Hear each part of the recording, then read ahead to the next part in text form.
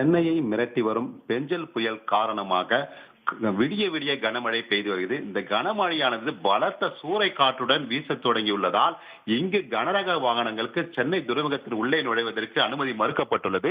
குறிப்பாக விடிய விடிய பெய்து வரும் கனமழையானது சாலைகளில் மழைநீர் பெருக்கெடுத்து ஓடுகிறது. திருவொற்றியூர், மணலி, எண்ணூர் விரைவு சாலை மற்றும் பகுதிகளில் ஆங்காங்கே பலத்த சூறை காற்று வீசுவதால் வாகன ஓட்டிகள் வாகனங்களை இயக்க முடியாமல் வெறிச்சோடியே காணப்படுகின்றன. இந்நிலையில் தினமும் சென்னை துறைமுகத்திற்கு ஆயிரக்கணக்கான கண்டெய்னர் லாரிகள் இயக்கப்பட்டு வரும் நிலையில் மணலி விரைவு சாலை பகுதியில் இங்கு துறைமுகத்திற்கு உள்ளே செல்வதற்கு அனுமதி மறுக்கப்பட்டுள்ளதால் அணிவகுத்து நிற்கப்பட்டுள்ளன. குறிப்பாக மணலி விரைவு சாலை 5 கிலோமீட்டர் தூரத்திற்குமே கண்டெய்னர் லாரிகளானது அணிவகுத்து நிற்கப்பட்டுள்ளன.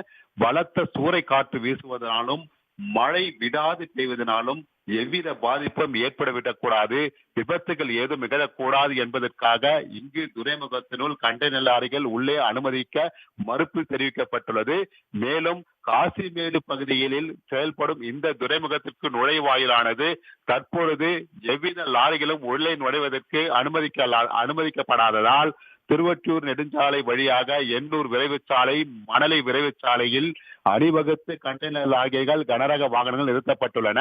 இதனால் மழையின் தாக்கமும் அதிகரித்துள்ள நிலையில் குளிர் காற்றும் வீசுவதனாலும் சாலைகளில் கண்டெய்னர் ஓட்டுநர்கள் வாகனங்களை நிறுத்தி வைத்து பாதுகாப்பான இடத்தில் தஞ்சமடைந்துள்ளனர்.